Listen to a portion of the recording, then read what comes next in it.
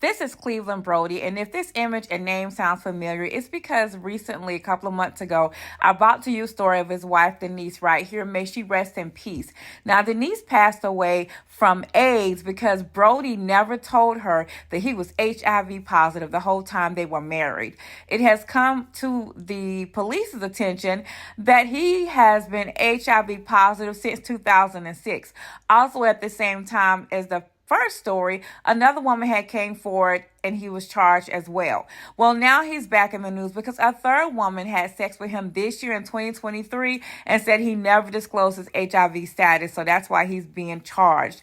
Also, since doing this story, someone did contact me and said, hey, he had multiple affairs at his place of employment, and these women knew he was married. So while y'all out here being scandalous with a married man, if you mess with Cleveland Brody and Rockdale County and Conyers, Georgia, you better go get tested, Brody's, honey, because quote, you don't know what you got. Caused the death of his wife, Denise, in April 2022.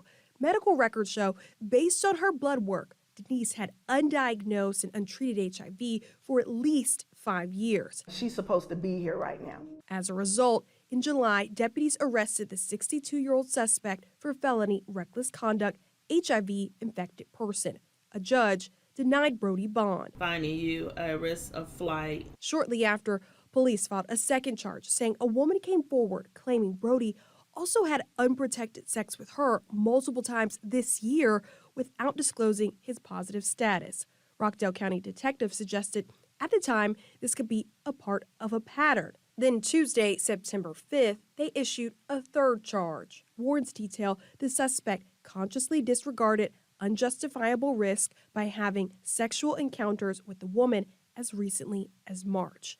All three charges are felony reckless conduct. If convicted, the maximum is 5 years per count. You have to do some due diligence. However, the district attorney's office argued in court they do intend to seek murder charges on behalf of Denise. We could still have our mother here with us today if he had just gave her that one courtesy, just to tell her that, to test herself for it. And that could be it. And she could have gotten treatment. Nobody's dying from HIV and AIDS today. It's not a death sentence.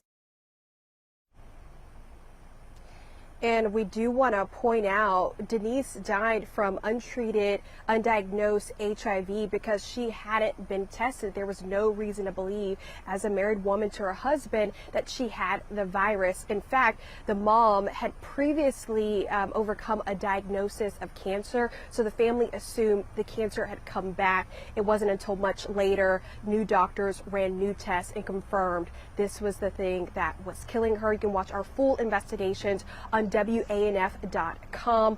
Police here in Rockdale County do believe there are still other victims out there. In Conyers, I'm Sierra Cummings, Atlanta News First.